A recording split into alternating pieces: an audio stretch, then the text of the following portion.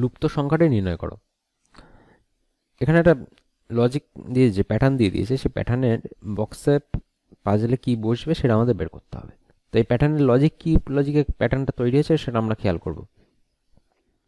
এখানে দেখো আমাদের যে প্যাটার্নটা নিয়ে তৈরি হয়েছে, প্রথমে হচ্ছে এই নাম্বার, এখানে 4টে করে ঘর আছে, এখানে ওপরে রো এই কলাম অনুযায়ী হচ্ছে 4টে করে ঘর আছে, আর রো অনুযায়ী হচ্ছে 3টে করে ঘর আছে। তো এখানে প্যাটার্ন, প্রথম প্যাটার্নের যেটা হচ্ছে এই দুটোর মধ্যে সাবস্টিটিউট করতে হবে, তার যে রেজাল্ট আসবে তার সাথে এই দুটোর এটা প্লাস হয়ে যাবে। তাহলে কি হবে, 21 মাইনাস 9 প্লাস 12 ইকুয়াল টু 24।